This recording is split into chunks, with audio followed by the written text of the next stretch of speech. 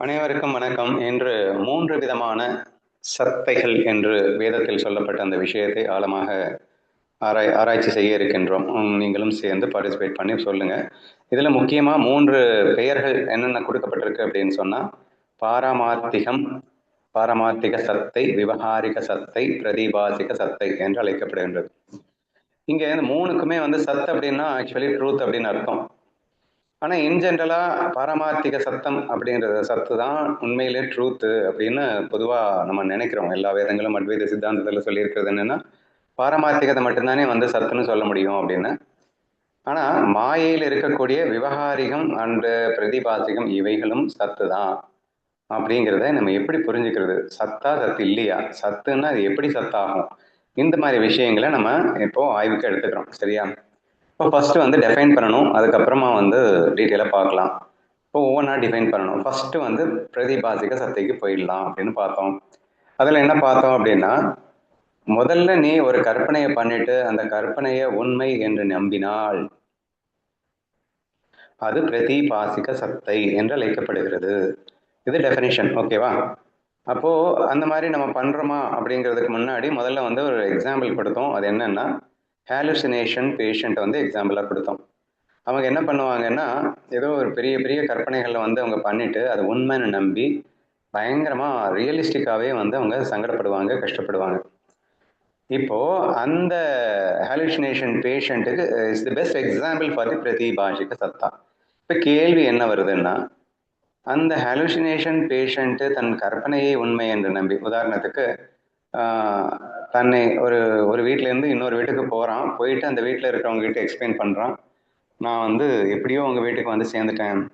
பின்லாடன் ஹெலிகாப்டர்லேருந்து என்ன துரத்திட்டே வந்தான். அவன் கண்ணில் மண்ணை தூவிட்டு எப்படியோ உங்க வீட்டில் சேர்ந்துட்டேன் அப்படின்னு ரியலிஸ்டிக்காவே படபடப்போட அவன் பேசுறான். சரியா? இப்போ அது கேட்குற உங்களுக்கு என்ன தோணும் அப்படின்னா, அவன் சேஃபா யாராவது வண்டியில வந்திருப்பான், இல்லை நடந்துதான் வந்ததை நீங்க பார்த்துருக்கீங்க. பட் இருந்தாலும் அவன் அப்படி ஃபீல் பண்றான். அப்படிங்கிறப்போ அவன் சொல்றது பொய் அப்படின்னு நீங்க நினைப்பீங்க. சரியா? அவன் சொல்றது பொய் அப்படின்னு நீங்க நினைப்பீங்க. நல்லா புரிஞ்சுக்கோங்க, நீங்க நினைப்பீங்க. ஆனா அவனுக்கு பொறுத்த வரைக்கும் அது பொய்ன்னு அவன் நினைக்கல. ஏன்னா அவன் ரியலிஸ்டிக்காவே அதை அனுபவிக்கிறான் அப்படின்னு புரிஞ்சுக்கணும். இன்னைக்கு பாப்பாட்ட இந்த கொஸ்டினை கேட்கும்போது அவ சிம்பிளா சொல்றா, இது உண்மையா பொய்யா? இது உண்மையா பொய்யான்னு கேட்டாங்கன்னா, அவனுக்கு உண்மை நமக்கு பொய் அப்படின்னா. என்னடா சொல்ற? அவனுக்கு உண்மை நமக்கு பொய்யா? உண்மைன்னா ஏதாவது ஒண்ணுதானே இருக்கணும். அவனுக்கு உண்மையாக்கும் உனக்கு பொய்ன்னா என்னடா அர்த்தம்? ஆமா மாமா, அவன் உண்மைன்னு நம்பிட்டான்ல, அவன் ரியலிஸ்டிக்கால அவன் சொல்லிட்டு இருக்கான். நமக்கு தானே அது பொய்ன்னு தெரியும், அவனுக்கு தெரியாதுல்ல. அவனுக்கு தெரியாத வரைக்கும் அவன் உண்மைதானே. Please underline this word. அவனுக்கு தெரியாத வரைக்கும் அவனுக்கு உண்மைதானே. அவன் கற்பனை அப்படிங்கிறது பொய் தான். ஆனா அவன் பொய்ன்னு அவன் நினைக்கலையே. தான் செய்த கற்பனையை அவன் உண்மை என்று நம்பி அதில் அவன் இப்போது பயங்கரமா கஷ்டப்பட்டு இருக்கான். அதை பொய்ன்னு நினைச்சிருந்தா அவன் ஏன் ரியலிஸ்டிக்கா கஷ்டப்பட போறான்? அப்போ அது பொய் என்பது சத்தியமாகவே இருக்கலாம். ஆனால் அவனை பொறுத்த வரைக்கும் அது உண்மை அப்படின்னு சொல்லி ஒரு விஷயத்த சொல்லும்போது எனக்கு என்ன தோணுச்சு அப்படின்னா, அப்போ இங்கே நம்பிக்கை அப்படிங்கிற வார்த்தை இன்ட்ரடியூஸ் ஆகுது புதுசா. சரியா? அப்போ புதுசா ஒரு விஷயத்த சொல்றேன், நோட் பண்ணிக்கோங்க. ட்ரஸ்ட் அப்படிங்கிற ஒரு வார்த்தை இந்த இடத்துல வருது. என்ன வருது அப்படின்னா, எது சத்தியம் எது பொய் அப்படிங்கிறத விட எதை நீ நம்புகிறாய் அப்படிங்கிறது ஒரு மிகப்பெரிய முக்கியத்துவம் பெறுவதாக அமைகிறது அப்படிங்கிறத பார்க்குறோம். சரியா? இப்போ ஒரு கயிறு இருக்கு. அந்த கயிறு அவனையும் பாம்புன்னு நினைச்சிட்டு பார்த்துட்ட. ஓகேவா? பாம்புன்னு நினைச்சு பார்க்கும்போது உனக்கு படபடன்னு அடிக்குது, வேர்த்து கொட்டுது, பயங்கரமா ஒரு ஃபீலிங் வருது. இப்போ நீ பாம்புன்னு பார்த்த உனக்கு அது கயிறா பாம்பான்னு கேட்டா பாம்பு அப்படின்னு சொல்லுவேன். ஏன்னா 100 நீ பாம்பை ரியலிஸ்டிக்கா பார்த்தா என்ன மாதிரியான ஒரு எக்ஸ்பீரியன்ஸ் ஏற்படுமோ அந்த எக்ஸ்பீரியன்ஸை நீ இப்ப அனுபவிச்சிட்ட. எப்போ நீ அந்த எக்ஸ்பீரியன்ஸ் அனுபவிச்சிட்டியோ அப்போ ஆட்டோமேட்டிக்காவே நீ அது பொய் அப்படிங்கறத உன்னால ஏத்துக்கவே முடியாது. நாங்க பாம்பே இல்லை, ஏன்டா அப்படி சும்மா பயந்து நடுங்கிட்டு இருக்க அப்படின்னா, ஐயோ நான் சத்தியம் பண்ணி சொல்றேங்க, நான் பாம்பை பார்த்தேங்க. ஏங்க இப்படி நான் பொய் சொல்றேன்னு சொல்றீங்க, நான் பாம்பை பார்த்தேன் அப்படின்னு சொல்லுவான். சரியா? ஏன்னா உன் கண்ணுக்கு அது கயிறா தெரிஞ்சது. சரியா? உன் கண்ணுக்கு அங்க பாம்பே இல்லை. அவன் வந்து அது பாம்பு பாம்பு அப்படின்னு சொல்லிட்டு பயந்துட்டு இருக்கான். அப்படின்னா இங்கே எது மேட்டரா இருக்கு அப்படின்னு சொன்னா நம்பிக்கை மேட்டராக இருக்கின்றது. ஓகேவா? அப்போ எது உண்மை அப்படிங்கிறத விட எது நீ நம்புற அப்படிங்கிறது மேட்டரா இருக்கு. அப்ப கயிறு உண்மையா இருந்து என்ன செய்ய? ஆனா பாம்புன்னு நீ நம்பிட்ட அப்படின்னா அந்த பாம்பின் அனுபவத்தை நீ பெறுகிறாய் என்பதால் இங்கே நம்பிக்கை கடைசியில் உண்மையானது என்று புரிகிறதா? Please underline this word. உங்கள் நம்பிக்கையே கடைசியில் உண்மையாகி விடுகிறது. அந்த நம்பிக்கையின் அடிப்படையில் இங்கே பாரமார்த்திக சத்தியம் என்ற ஒரு விஷயம் சத்தியமானது என்று புரிகிறதா?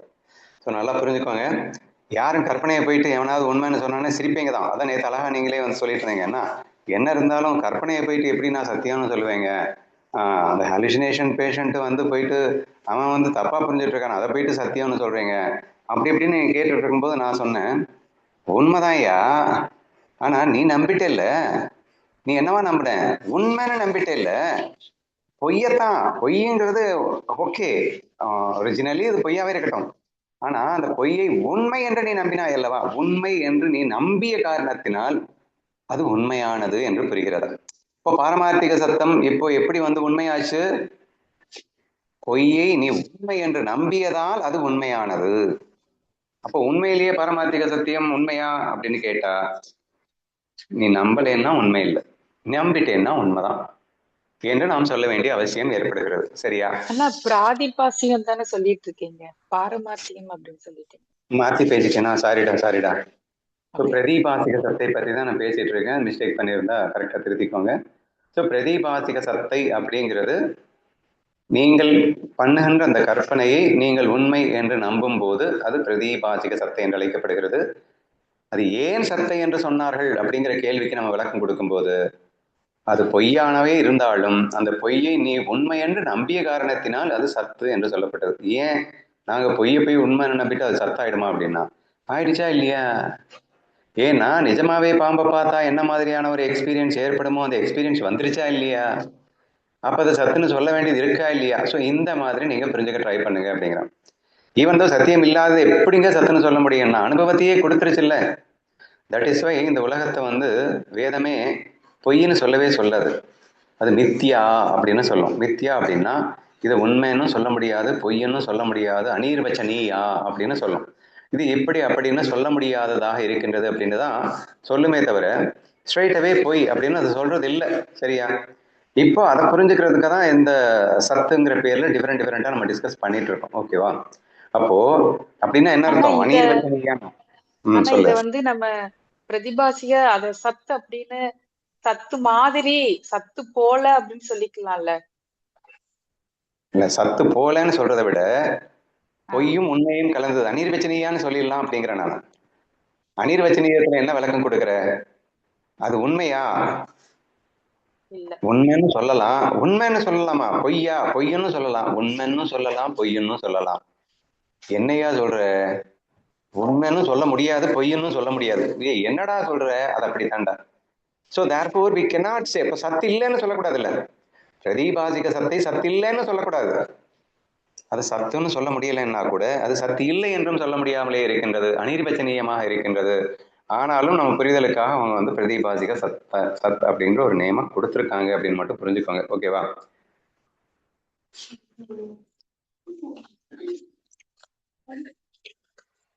இப்ப நெக்ஸ்ட் வந்து என்ன சொல்லிட்டு இருந்தேன்? ஓகே, நம்பிக்கையின் அடிப்படையிலே இங்கே பிரதிபாசிக சத் அப்படிங்கிறது ஒரு டெஃபினிஷன் நம்ம கொடுத்து முடிச்சிட்டோம் அப்படின்னு நினைக்கிறேன். என்ன டெஃபினிஷன் கொடுத்து வச்சிருக்கோம்? உனது கற்பனையை நீ சத்தியம் என்று நம்பினால் அதன் விளைவாக ஏற்படும் அனுபவத்தை வைத்து நீ பிரதிபாசிக சத்தில் இருக்கின்றாய் என்ற அர்த்தம் அப்படின்னு புரிஞ்சுக்கோ அப்படின்னு சொன்னோம். இப்போ உடனே உங்களுக்கு ஒரு கொஸ்டின் வரலாம், ஞானிங்க எப்படிங்க இருப்பாங்க அப்படின்னு ஒரு டவுட் வரும் உங்களுக்கு. ஞானிங்க எப்படி இருப்பாங்க, அவங்களுக்கு பிரதிபாசிக சத்து இருக்கா அப்படின்னா ஞானிகள் வந்து பிரதிபாசிக சத்தை கிளியரா அநீர்வச்சனீயான்னு தெளிவுல இருப்பாங்க. அவங்களும் இல்லைன்னு சொல்ல மாட்டாங்க, அவங்களுக்கும் இருக்கும். ஏன்னா அவங்களுக்கும் அவர்கள் சில கற்பனையை பண்ணி அந்த கற்பனையை அனுபவிக்க தான் செய்வாங்க. ஆனா அது உண்மைன்னு நம்பி அனுபவிக்கிறது இல்லை. அப்ப அனுபவிக்கிறாங்கன்றதுனால அது பொய்ன்னு சொல்லிட தள்ளிடவும் முடியாது. சரியா? இப்ப ஞானிகளுக்கும் பிரதீபாசிக சத்தை உண்டு. என்னங்க எப்படி சொல்லிட்டீங்க? லீலை புரிகின்ற ஞானிக்கு, சமாதி ஞானிக்கு வேணா இல்லைன்னு வச்சுக்கோங்க. சரியா? சமாதியில அங்க எண்ணங்களே இல்லை, அதனால பிரதீபாசிக சத்தை விவகாரிக சத்தை எதுவுமே இல்லை. யாருக்கு? சமாதி ஞானிக்கு. ஆனா சமாதி அடைஞ்சவனை மட்டும்தான் ஞானின்னு நம்ம சொல்றது இல்லை. நம்ம எல்லாத்தையுமே ஞானின்னு தான் பேசிட்டு இருக்கோம் இல்லையா? அதாவது ஜீவன் முக்தன் அப்படின்னு சொல்லிட்டு, அதாவது இந்த உலகத்துல உடம்போடு இருக்கும் போதே, உடல் மனம் புத்தியோடு இருக்கும் போதே அவன் ஞானி என்று சொல்லுகின்றோம். லீலை செய்பவனையும் நம் ஞானி அப்படின்னு தான் சொல்லிட்டு இருக்கோம் இல்லையா? ஸோ தேர்ஃபோர் அப்போ ஞானிக்கு பிரதீபாசிக சத்தை உண்டா அப்படின்னு நீங்க ஒரு கேள்வியை வச்சீங்கன்னா, ஞானிக்கும் கண்டிப்பாக பிரதீபாசிக சத்தை உண்டு. அப்படின்னா அவங்க ரெண்டு பேருக்கு என்ன டிஃபரன்ஸ் அப்படின்னு கேட்டீங்கன்னா, பிரதீபாசிக சத் அப்படிங்கிறது என் கற்பனையால் சும்மானாச்சுக்கும் நான் தோற்றுவிக்க தோற்றம். அப்படின்னா என்ன அர்த்தம்? அதுல அனுபவம் இருக்கும், ஆனால் அது உண்மை அனுபவம் கிடையாதுன்னு உங்களுக்கு தெரியும். அப்போ உண்மை இல்லைன்னு தெரியும், உண்மை இல்லைங்கிறதுக்காக அங்க அனுபவமே இல்லைன்னு சொல்லிட முடியாது. They will also experience, but at the same time they will not deluded by that. அப்படின்னா என்ன அர்த்தம்? அந்த கயிறு பாம்புக்கே வந்துடலாமே, ஒரு ஞானியும் பாம்பை பார்ப்பான் அப்படின்னு நான் சொல்ல வரேன். ஓகேவா? கயிறுல பாம்பை பார்ப்பான். அது என்னங்க, அது ஞானி கூட அவங்க தப்பா பார்ப்பான் அப்படின்லாம் நீங்க கேட்கக்கூடாது. பார்க்கலாம், தப்பில்லை. சரியா? அது கயிறு இருக்கட்டும், ஆனா நீங்க அதை பாம்பா பார்க்கலாம். ஆனா நீங்க பாம்பா பார்க்கும்போது நீங்க எப்படி பார்ப்பீங்க? அஞ்ஞானி எப்படி பார்ப்பான்? அந்த பாம்பை நிஜம்னு பார்ப்பான் இல்லையா? ஆனா இங்க ஞானி வந்து அந்த கயிறை பாம்பா பார்க்கும்போது இது என்னுடைய கற்பனையில் நான் அதை பார்க்கின்றேன் என்று பார்க்கின்றான். சரியா? அப்ப அந்த பாம்பின் அனுபவம் எனக்கு வருமா? ஆமா, வரும் தான். வந்தாலும் அதை அவன் உண்மை என்று பார்க்காமல் பார்க்கின்றான். அப்ப இவனுக்கு வந்து படபடக்காதா, இவனுக்கு வந்து வேர்வை வராதா அப்படின்லாம் கேட்டீங்கன்னா அப்புறம் நான் எப்படி எக்ஸாம்பிள் சொல்றது? மேடை பாடகன் எக்ஸாம்பிளுக்கு தான் மறுபடியும் போவேன். ஒரு மேடை பாடகன் பாடும்போது கண்களிலே நீர் கொட்டியது, குரல் தழுதழுத்தது, அப்படியே உருக்கமாக பாடினான் அப்படின்னு நம்ம சொல்றோமா இல்லையா? அப்போ அவன் அழுதான்னு நீங்க சொல்ல போறீங்களா? அவன் படபடத்தான்னு சொல்ல போறீங்களா? அதுக்காக இல்லைன்னு சொல்லிட முடியுமா? சரி, இந்த வே நீங்க புரிஞ்சுக்க ட்ரை பண்ணுங்க. சரியா? இந்த பிரதீபாசிக சத்தையும் ஞானி அனுபவிப்பார் தன் கற்பனையையே. ஏன்னா அங்க வந்து அந்த பாட்டுல வந்து அவனா ஒரு கற்பனை, அந்த பாட்டுக்குள்ள இவன் வந்து அந்த கற்பனையை இமர்ஸ் பண்ணிட்டு அவன் வந்து அனுபவிக்கிறான். சரியா? அப்போ ஆட்டோமேட்டிக்கா அந்த பிரதிபாசிக சத்தையும் ஞானிக்கு உண்டு என்று புரிந்து கொள்ளுங்கள். இந்த டிஃபரன்ஸ் பிட்வீன் அஞ்ஞானி அண்ட் ஞானி சேர்ந்து புரிஞ்சுக்கோங்க. அவன் 100% உண்மைன்னு நம்பிடுறான், இவன் வந்து அது உண்மை போல, அவ சொன்ன மாதிரி, சுதா சொன்ன மாதிரி, அது உண்மை மாதிரி தானே தவிர உண்மை கிடையாது என்று அவன் புரிந்து கொள்ளுகின்றான் என்று புரிந்து கொள்ளுங்கள். ஓகேவா? இது வரைக்கும் நம்ம பிரதிபாசிக சத்தை என்றால் என்ன அப்படின்னு சொல்லி முடிச்சிட்டோம். இப்போ கையோட உங்களுக்கு என்ன தோணும் அப்படின்னா, ஏங்க எங்களுக்கு இந்த பிரதிபாசிக சத்தையினால நன்மை உண்டோ தீமை உண்டோ அப்படின்னு கேட்டீங்கன்னா, லைக்ஸ் அண்ட் டிஸ்லைக்ஸ்ல இருக்கிறவனுக்கு அட்டர் தீமை. சரியா? அப்ப ஞானிகளுக்கு அதனால வந்து பாதிப்பு இல்லை, அது நன்மையும் இல்லை தீமையும் இல்லைன்னு சொல்லிடலாம். பட் லைக்ஸ் அண்ட் டிஸ்லைக்ஸ்ல இருக்கிறவனுக்கு 100 தீமைன்னு அடிச்சு பேசிடலாங்க, அதுல ஒன்றும் டவுட்டே இல்லை அப்படின்னு தான் நான் சொல்லுவேன். ஓகேவா? உடனே அதை கேட்டதும் நீங்க கேட்கலாம், அப்படின்னா ஒண்ணு பண்ணட்டுமா, நான் வேணா எதுக்கு நான் கற்பனை பண்ணி அனுபவிக்கணும், கற்பனையை ஸ்டாப் பண்ணிட்டா என்று ஒருவன் கேட்கின்றான். வெல் அண்ட் குட், தப்பு ஒன்றும் இல்லை. நீ வந்து கற்பனையை ஸ்டாப் பண்ணு, குறைஞ்சபட்சம் நீ வந்து அந்த கற்பனையை உண்மை என்று நம்பி நீ மோசம் போறதுல இருந்து நீ தப்பிக்கலாம் அப்படின்னு சொல்லி நம்ம டிப்ஸ் கொடுக்கலாம். ஏன்னா வேதமும் நிறைய விஷயங்கள் என்ன சொல்லுது அப்படின்னா, பெட்டர் யூ அவாய்ட் தி ஜீவ கல்பனா. உன்னுடைய கற்பனையிலேயே நீ மோசம் போயிட்டு இருக்க, ஏன்னா லைக்ஸ் அண்ட் டிஸ்லைக்ஸ்ல ஹெவியா இருக்கான். அதனால நீ பேசாம இந்த எண்ணத்தை ஸ்டாப் பண்ணு அப்படிங்கிறான். இந்த தியான யோகம் அப்படின்ற ஒரு யோகமே இதற்காகவே ஏற்படுத்தப்பட்டது அப்படின்னு கூட சொல்லலாம். இந்த யம நியமத்தெல்லாம் கொஞ்சம் ஃபாலோ பண்ணிட்டு அதுக்கப்புறமா வந்து பிரத்யாகார தாரண தியானம் இந்த ஸ்டேஜஸ்லாம் எதுக்காக கொடுக்கப்பட்டதுன்னா, உன்னுடைய கற்பனையை டோட்டலாகவே ஸ்டாப் பண்ணுறதுக்காகவே கொடுக்கப்பட்ட ஒரு விஷயமாக நம்ம சொல்லலாம்.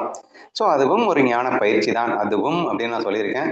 இப்போ கண்டிப்பாக நீங்கள் பண்ணுங்க அப்படின்னு நான் சொல்லலை, பட் அதுவும் ஒரு ஞான பயிற்சியே. டு அண்டர்ஸ்டாண்ட் பெட்டர், ஒரு பொய்யை உண்மை என்று நம்பி மோசம் போகாமல் இருப்பதற்காக நீங்கள் கற்பனைகளை தவிர்ப்பது சிறந்ததே அப்படின்றத நீங்க புரிஞ்சுக்கணும். ஓகேவா? உடனே நீங்க கேட்பீங்க, ஏங்க நான் கற்பனையே பண்ணலைன்னா எனக்கு அனுபவமே வராம போயிடுமா, அப்ப நான் வந்து மரக்கட்டை ஆயிடுவேனா அப்படின்னு அடுத்த கொஸ்டினை கேட்கலாம். நீங்க கற்பனையே பண்ணலைன்னாலும் நீங்க அனுபவிப்பீங்க. அப்படியா? அது எப்படி அப்படின்னு கேட்டா, we will slowly go to நம்ம விவகார சத்தைக்கு போகலாம் அப்படின்னு நினைக்கிறேன். இப்போ பிரதிபாசிக சத்தை அப்படிங்கிறது உன் கற்பனையால் வந்த அனுபவம். எக்ஸாம்பிள் கற்பனை உலகம் என்று வைத்துக்கொள். அப்ப அந்த கற்பனை உலகம் அப்படிங்கிறது முழுக்க முழுக்க உன் கற்பனையிலே நீ அனுபவிக்கின்றாய்.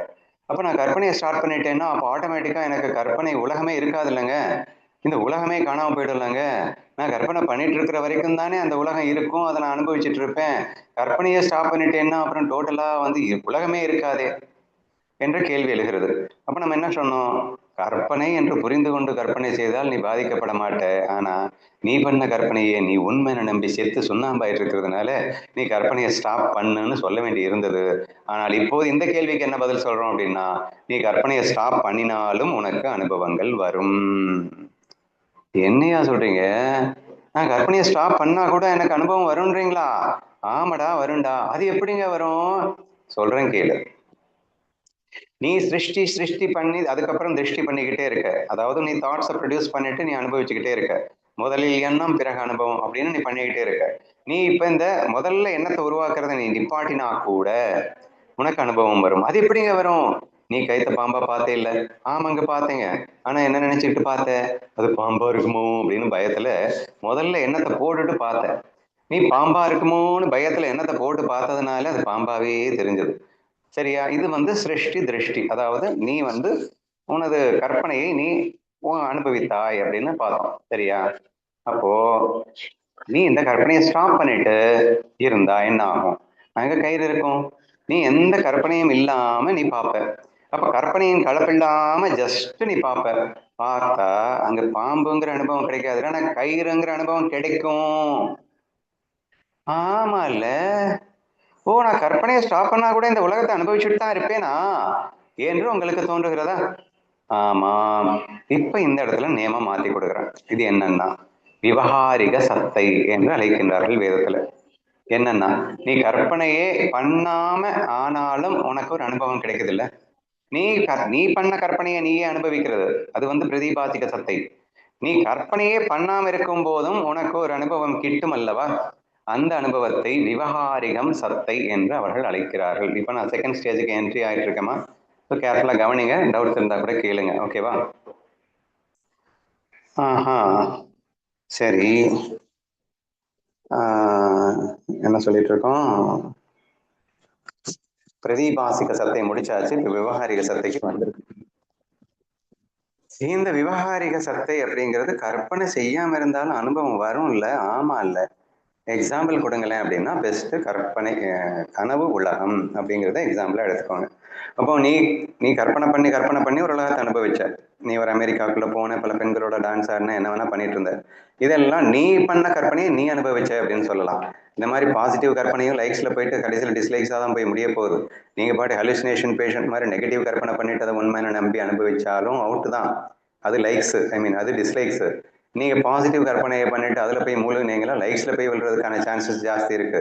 நீங்க கற்பனை பண்ணணும் அப்படின்னா அது ஞானி மாதிரி லைக்ஸ் டிஸ்லைக்ஸ் இல்லாம ஒரு கற்பனை பண்ணீங்கன்னா உங்க கற்பனையை நீங்க அனுபவிச்சீங்கன்னா நீங்க தப்பிக்கலாம் அப்படிங்கிறதையும் சேர்ந்து புரிஞ்சுக்கோங்க. ஓகேவா? அதனால நான் இப்பயும் சொல்றேன், I'm not against producing thoughts. அதாவது கற்பனையே பண்ணக்கூடாதுன்னு நான் சொல்ல மாட்டேன். பட் லைக்ஸ் அண்ட் டிஸ்லைக்ஸ் இல்லாம நீங்க பண்ண தெரிஞ்சாதான் நீங்க பண்ணீங்கன்னா உருப்படுவீங்க. அப்படி இல்லாம இருந்தீங்கன்னா பேசாம இருக்கிறத அனுபவிச்சுட்டு போங்களேன். நீங்க நீ கற்பனை பண்ணி அனுபவிக்க போறீங்களா? உள்ளதை உள்ளவாறு அனுபவிச்சுட்டு போயிடலாமே. உள்ளதை உள்ளவாறு அனுபவிக்கிறதே லைக்ஸ் அண்ட் டிஸ்லைக்ஸ் எடுத்துட்டு பண்ண முடியலன்னா அப்புறம் நீ பண்ண கற்பனையில லைக்ஸ் அண்ட் டிஸ்லைக்ஸ் இல்லாம கற்பனை பண்றது அப்படிங்கிறது ஒரு பெரிய டாஸ்கா மாறிடும். ஏன்னா கற்பனையும் பண்ணணும், அதுல லைக்ஸ் அண்ட் டிஸ்லைக்ஸ் இல்லாமலும் இருக்கணும். ஆனா விவகாரிக சித்தத்துல அப்படி இல்லை. நீ கற்பனை எல்லாம் பண்ண வேணாம், ஆனா லைக்ஸ் அண்ட் டிஸ்லைக்ஸ் இல்லாம அனுபவிக்கணும் அப்படிங்கிற ஒரு பாட்டு மட்டும்தான் ரோல் தான் இருக்கு. இதுலயே ஜெயிக்க முடியலன்னா அப்புறம் அங்க போயிட்டு எங்க ஜெயிக்கிறது என்றெல்லாம் நீங்கள் சிந்தித்துக் கொள்ளுங்கள். சரியா? இப்போ நம்ம next we have entered into the vyavaharika சத்தைக்குள்ள நம்ம வந்துட்டோம் அப்படின்னு நினைக்கிறேன். இப்போ இங்க வந்து எக்ஸாம்பிள் என்ன காட்டினேன்னா கனவுலகத்தை காட்டியிருக்கேன். யாருமே தூங்க போகும்போது எனக்கு இந்த கனவு வேணும் அந்த கனவு வரணும்னு நினைக்கிறது இல்லை. அப்படியே நீங்க நினைச்சாலும் நீங்க நினைச்ச கனவு வர்றதில்லை. எத்தனையோ தடவை நான் கூட தான் மௌலி வரணும்னு நினைச்சிட்டு இருக்கேன், கிருஷ்ணா வரணும்னு நினைச்சிட்டு இருக்கேன், வரமாட்டேங்கிறாரு. எத்தனையோ பேர், நிறைய பேர் இன்னைக்கு நடிகை வரணும்னு நினைச்சு படுத்துட்டு இருக்கான், வர்றாளான்னு தெரியல. ஆனா அவன் நினைக்காத நேரத்துல வர்றதும் உண்டு. ஸோ இந்த மாதிரி இருக்கும்போது அது தானா நடக்கிற மாதிரி இருக்கு இல்லையா? நீங்க கற்பனை பண்ணி அனுபவிக்கல, ஆனா அனுபவம் தானா வர்ற மாதிரி இருக்கு. புரியுதோ? அப்ப அனுபவம் தானாக கிடைத்து, அதாவது நீங்க கற்பனை பண்ணாமலே ஒரு அனுபவம் உங்களுக்கு கிடைச்சதுன்னா அது விவகாரிக சத்தை என்று அழைக்கப்படுகிறது என்பதை புரிந்து கொள்ள வேண்டும். சரியா? ஆனா டீப்பா புரிஞ்சுக்க வேண்டிய முக்கியமான விஷயம் என்னன்னா, அப்படின்னா இந்த விவகாரிக சத்தை அப்படிங்கிறது உண்மைதானோ? ஹலுசினேஷன் பேஷண்ட் மாதிரி நம்ம அனுபவிச்ச பிரதிபாதிக சத்தை இருக்கு, அது 100 கற்பனைன்னு புரிஞ்சிருச்சு. அது அட கற்பனையை போயிட்டு உண்மையான நம்பி இத்தனை நாள் வாழ்ந்து சொன்னா போயிட்டு இருந்தோமா? அதில் நான் முக்கியமானதை சொல்ல மறந்துட்டேன். இந்த ஹலுசினேஷன் பேஷண்ட் தான் உலகத்தில் உள்ள அத்தனை அஞ்ஞானிகளும் லைக்ஸ் அண்ட் டிஸ்லைக்ஸ்ல இருக்கக்கூடிய அத்தனை பேருமே நம்ம என்ன பண்ணிட்டு இருக்கோம்? உள்ளதை உள்ளவாறு பார்க்கறது இல்லை. ஆட்டோமேட்டிக்கா நமக்கு பிடிச்சவங்களை நான் எனக்கு பிடிச்சிருச்சு அப்படின்னு சொன்னா அவங்க எப்படி மோசக்காரனா இருந்தாலும் என் கண்ணுக்கு நல்லவனா தான் தெரியும். ஏன்னா என் பிரதிபாசிக சத்தையை வச்சுக்கிட்டு எப்படி கயிறை பாம்பா பார்த்தேன்னா அந்த மாதிரி எவ்வளவு மோசமானவர் இருந்தாலும் நான் என்னுடைய பிரதிபாசிக சத்தை நல்லவனா தான் பார்த்துட்டு இருக்கேன். அதே மாதிரி எனக்கு பிடிக்கல அப்படிங்கிறப்போ இவ்வளவு நல்லவனையும் கூட நான் மோசக்காரனா பார்த்துட்டு இருக்கேன். அப்போ ஹெலுசினேஷன் பேஷண்ட்டுக்கும் எனக்கும் எந்த டிஃபரன்ஸும் இல்லை, ப்ரொவைடர் லைக்ஸ் அண்ட் டிஸ்லைக்ஸ் இருக்கும்போது. சரியா? இதை நான் சொல்ல மறந்துடுச்சு, அதையும் நோட் பண்ணிக்கோங்க. ஓகேவா? அப்போ இதெல்லாம் நீங்க உணர்ந்ததுக்கு அப்புறம் ஒரு ஃபீல் வருது, அடிச்சு இந்த கர்மாந்திரமே வேணாம், எதுக்கு இந்த லைக்ஸ் அண்ட் டிஸ்லைக்ஸை வச்சுக்கிட்டு எனக்கு கற்பனை, விடு, நான் கற்பனையே பண்ணாம விட்டுடுறேன் என்று நீங்கள் முடிவு செய்யலாம்.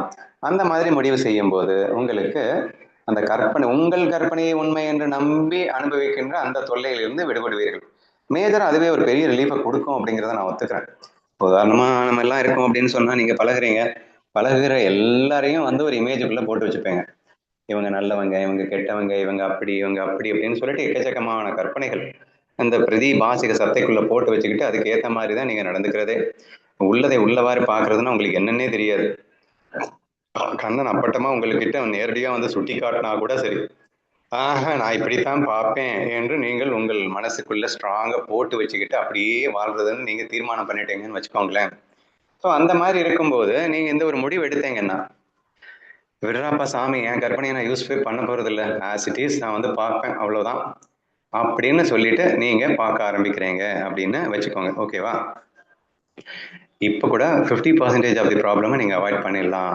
ஆனா நீங்க கற்பனையின் கலப்பில்லாம பார்த்தா மட்டும் நீங்க ஞானின்னு அர்த்தம் கிடையாது. ஏன்னா இங்க திருஷ்டிக்கு அப்புறமா ஒரு சிருஷ்டி பண்ணுவீங்க. சரியா? ஃபர்ஸ்ட் சொன்னது சிருஷ்டிக்கு அப்புறமா திருஷ்டி, கற்பனைக்கு அப்புறமா அனுபவம்.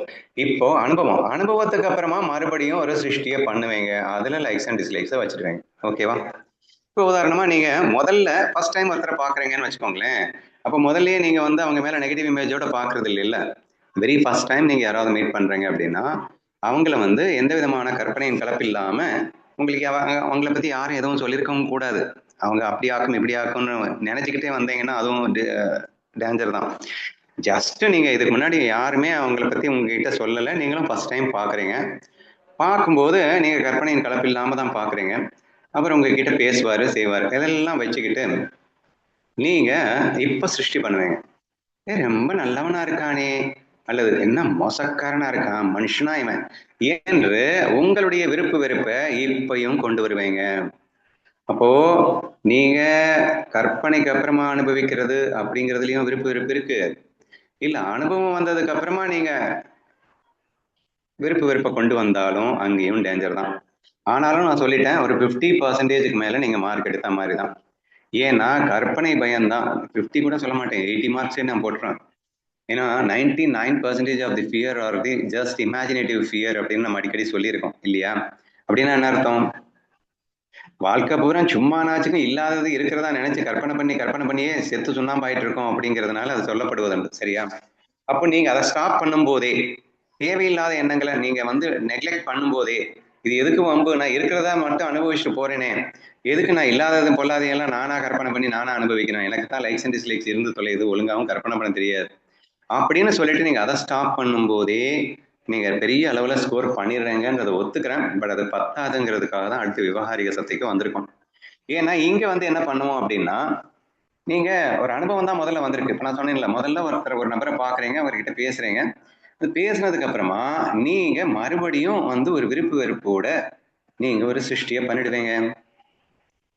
இப்ப இந்த சிருஷ்டி மறுபடியும் உங்களுக்கு அனுபவமா மாறும். திருஷ்டிக்கு அப்புறமா சிருஷ்டி, சிருஷ்டிக்கு அப்புறமா மறுபடியும் திருஷ்டி. இது பின்னல் மாறி பின்னிக்கிட்டே மாறி மாறி வந்து கொண்டே இருப்பதாக அமைந்து விடுகிறது அப்படிங்கிறத புரிஞ்சுக்கணும். சரி, இது இருக்கட்டும். அதுக்கு முன்னாடி எப்படி திருஷ்டி வந்ததுன்ற ஒரு கதையை நான் உங்களுக்கு சொல்லி ஆகணும். ஏங்க, கற்பனைக்கு அப்புறம் அனுபவம் புரியுது.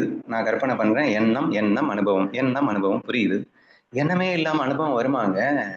அது எப்படிங்க எண்ணமே இல்லாம அனுபவம் வரும் அப்படின்னு கேட்கிறவங்களுக்கு கான்சியஸ் சப்கான்சியஸ் மைண்ட்ல இதே கேள்வியை அப்படியே கேட்டு நம்ம டிஸ்கஸ் பண்ணதை நீங்க யோசிச்சு பாருங்க. ஓகேவா? கான்சியஸ் மைண்ட் சப்கான்சியஸ் மைண்டை பத்தி கொஞ்சம் அப்படியே ஸ்லைட்டா கிளாரிட்டி கொடுத்துட்றேன்.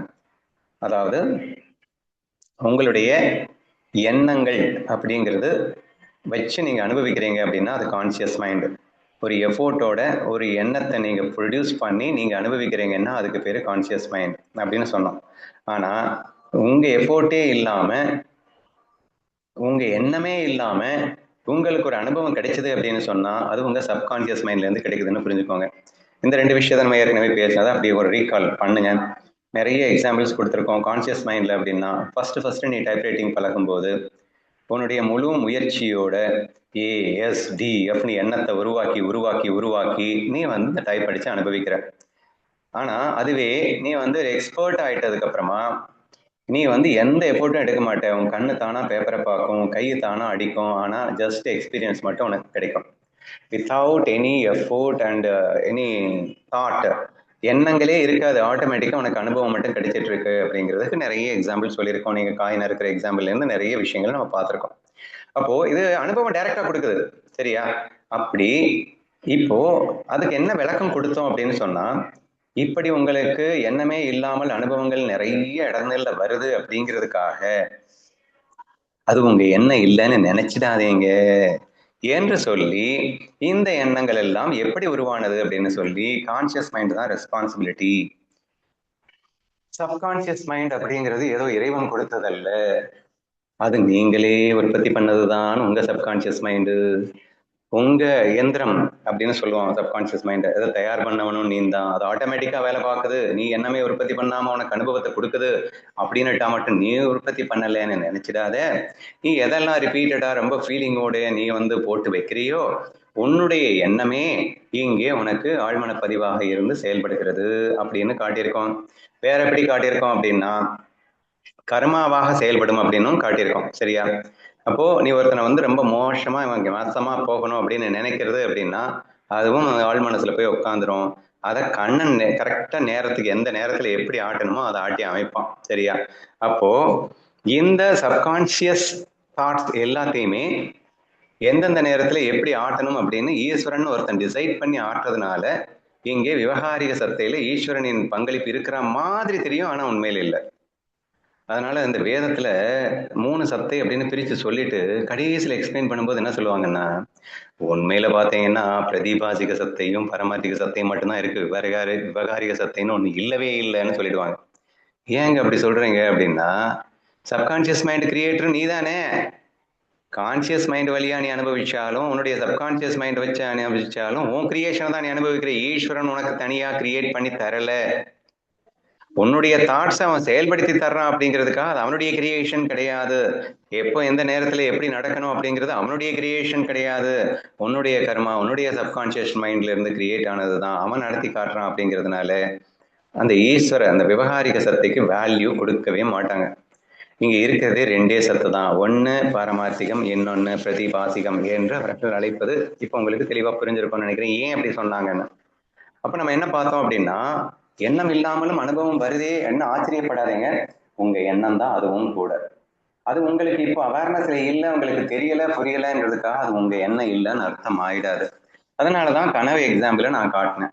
கனவுல உங்க மனசுல இருந்து ஒரு உலகம் உற்பத்தி ஆச்சு, ஆனா உங்க அவேர்னஸ் இல்லாம உற்பத்தி ஆச்சு. நீங்க எஃபோர்ட் இல்லாம நீங்க அந்த கனவை அனுபவிச்சீங்க. ஆனா அது உங்க எண்ணம் இல்லைன்னு நீங்க நிரூபிக்க முடியுமா? இப்ப வேற யாருக்கும் அனுபவம் ஆகல. இல்ல, உன் மனதிலிருந்து உற்பத்தியானது உன்னது எண்ணமா தவிர வேற எதுவும் இருக்க முடியாதில்ல. ஆதலால் புரிந்து கொள்ளுங்கள், இந்த விவகாரிக சத்தை என்பதும் கூட உங்கள் எண்ணத்தால் அனுபவிக்கப்படுவதே. அப்படின்னா என்ன அர்த்தம்? நீங்க எந்த கற்பனையும் உருவாக்கலைன்னாலும் உங்களுக்கு அனுபவம் வரும். அந்த அனுபவமும் உங்கள் உற்பத்தியே, நீங்கள் ஏற்கனவே உற்பத்தி செய்து வைத்ததே என்று புரிந்து கொள்ளுங்கள். தேர்ஃபோர் எப்படி நீங்க வந்து பிரதிபாதிக சத்தை அப்படின்றது அப்பட்டமா தெரியுதுங்க, இது இல்லூஷன் தாங்க, இதுல போயிட்டு நான் உண்மையான நம்பி லூசுத்தனமா வாழ்ந்துட்டு இருக்கேனே என்று புரிந்து கொண்டீர்களோ, அப்படியே இந்த விவகாரிக சத்தும் கூட மியர் கல்பனை தான், உங்கள் மனதின் கல்பனை தான். எப்படி பிரதிபாதிக சத்தை என்பது உங்கள் மனதின் கல்பனையோ, அப்படியே இந்த விவகாரிக சத்தையும் உங்கள் மனதின் கல்பனையே, உங்களுக்கு மட்டுமே அந்த அனுபவத்தை தருகிறது என்று புரிந்து கொண்டால் இரண்டும் பெரிய டிஃபரன்ஸே கிடையாதுன்னு புரிஞ்சுக்கலாம். ஓகேவா? சரி, இப்போ பிரதிபாதிக சத்தையில நீங்க வந்து ஸ்டாப் பண்ணிட்டாலே நீங்க இந்த விவகாரத்துல ஓரளவுக்கு நிம்மதியா வாழ்வீங்க அப்படின்னு நான் சொன்னேன், வாஸ்தவம் தான். பட் ஓரளவுக்குன்னு சொன்ன வேண்டிய ரீசன் என்னன்னா, இந்த விவகாரத்திலையும் நீங்க லைக்ஸ் அண்ட் டிஸ்லைக்ஸ் கொண்டு வருவீங்க, மறுபடியும் நீங்க இமேஜை ஃபிக்ஸ் பண்ணிட்டு இந்த கற்பனையை பண்ண ஆரம்பிச்சிருவீங்க. சரியா? அப்போ விவகார சத்தையிலிருந்து எப்படி தப்பிக்கிறதுங்கிறது நெக்ஸ்ட் கொஸ்டினா வருது. சரியா?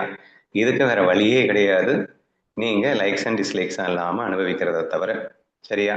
அப்படின்னா என்ன அர்த்தம்?